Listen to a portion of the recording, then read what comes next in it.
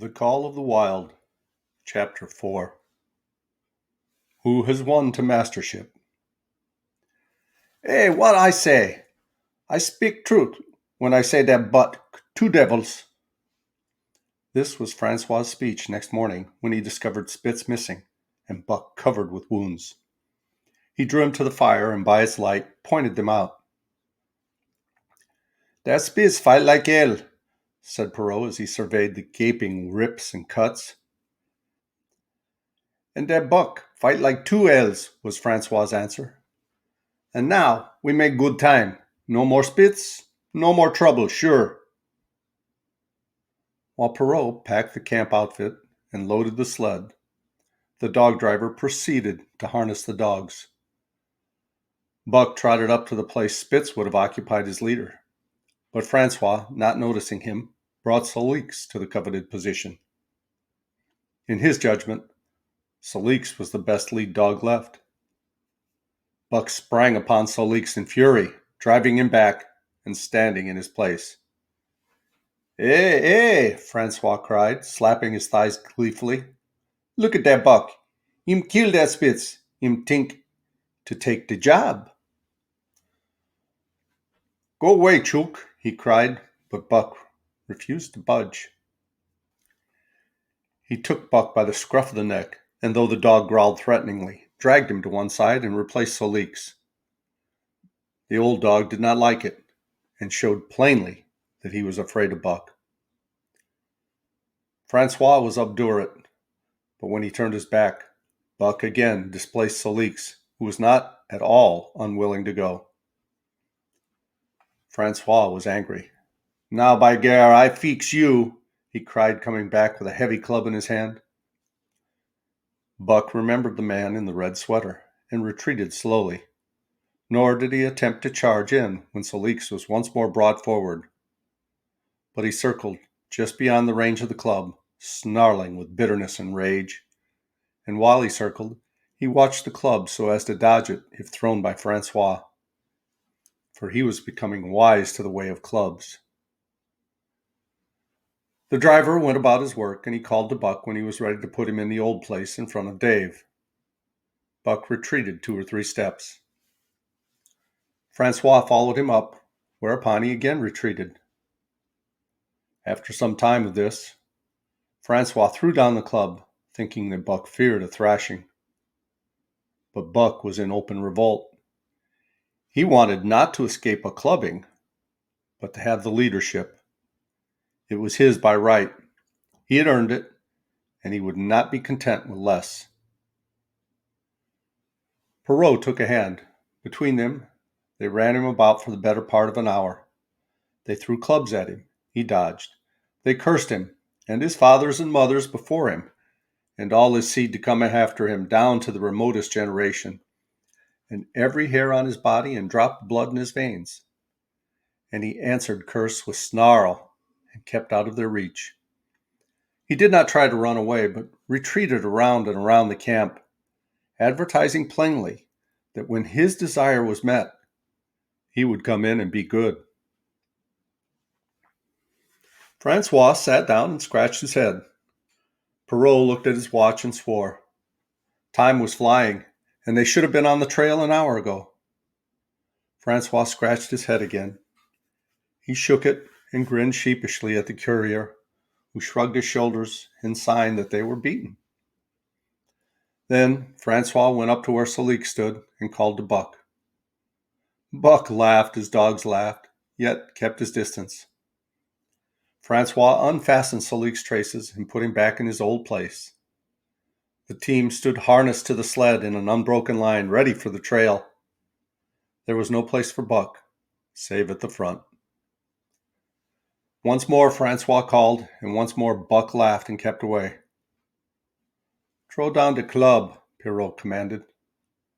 Francois complied, whereupon Buck trotted in, laughing triumphantly, and swung around into position at the head of the team.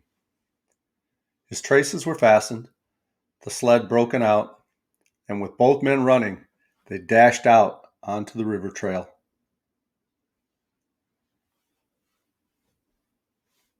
Highly as the dog driver had forevalued Buck, With his two devils, he found while the day was yet young that he had undervalued. At a bound, Buck took up with the duties of leadership, and where judgment was required and quick thinking and quick acting, he showed himself superior even to Spitz, of whom Francois had never seen an equal. But it was in giving the law and making his mates live up to it that Buck excelled. Dave and Sol Leeks did not mind the change in leadership. It was none of their business. Their business was to toil and toil mightily in the traces. So long as that was not interfered with, they did not care what happened. Billy, the good-natured, could lead for all they cared, so long as he kept order. The rest of the team, however, had grown unruly during the last days of Spitz, and their surprise was great now that Buck proceeded to lick them into shape.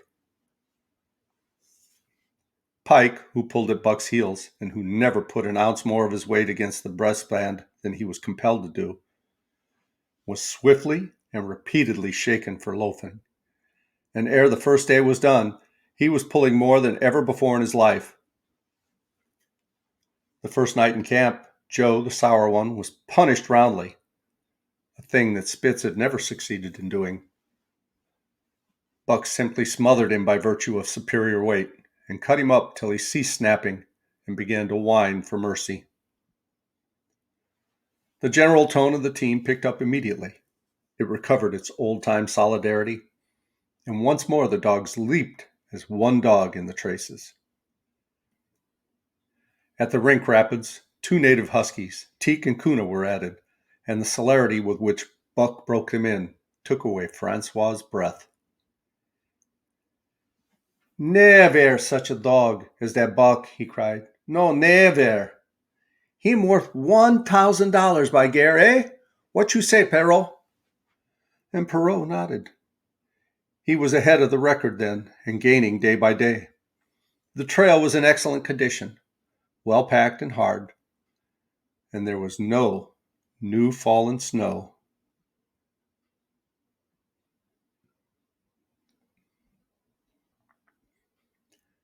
With which to contend. It was not too cold. The temperature dropped to 50 below zero and remained there the whole trip. The men rode and ran by turn, and the dogs were kept on the jump, but with infrequent stoppages. The 30-mile river was comparatively coated with ice, and they covered it in one day going out what had taken them 10 days coming in. In one run, they made a 60-mile dash from the foot of Lake Labarge to the White Horse Rapids. Across the marsh, Tagish and Bennett, 70 miles of lakes, they flew so fast that the man whose turn it was to run towed behind the sled at the end of a rope. And on the last night of the second week, they topped White Pass and dropped down the sea slope with the lights of Skagway and the shipping at their feet. It was a record run. Each day for 14 days, they had averaged 40 miles. For 3 days, Perrault and Francois threw chests up and down the main street of Skagway and were deluged with invitations to drink, while the team was the constant center of a worshipful crowd of dog busters and mushers.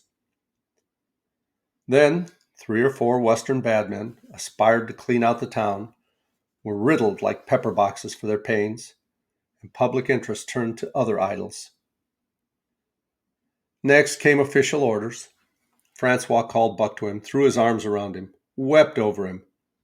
And that was the last of Francois and Perrault. Like other men, they passed out of Buck's life for good. A Scotch half-breed took charge of him and his mates, and in company with a dozen other dog teams, he started out over the weary trail to Dawson. It was no light running now, nor record time, but heavy toil each day, with a heavy load behind.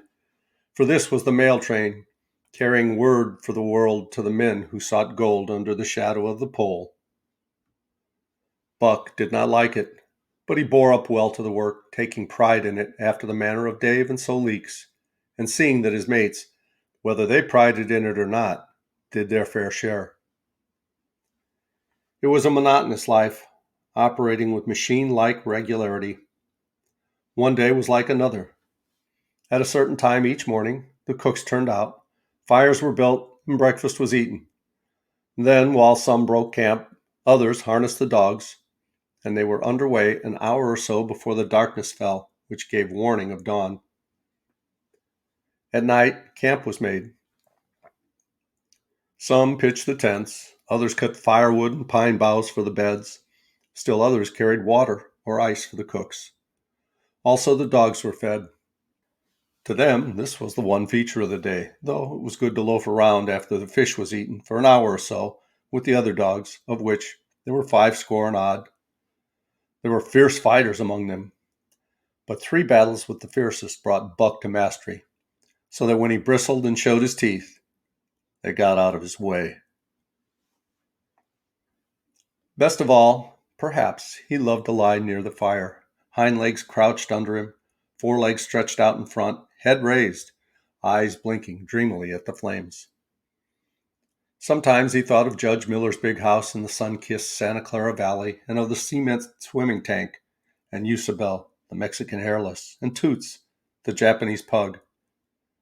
But oftener he remembered the man in the red sweater, the death of Curly, the great fight with Spitz, and the good things he had eaten or would like to eat.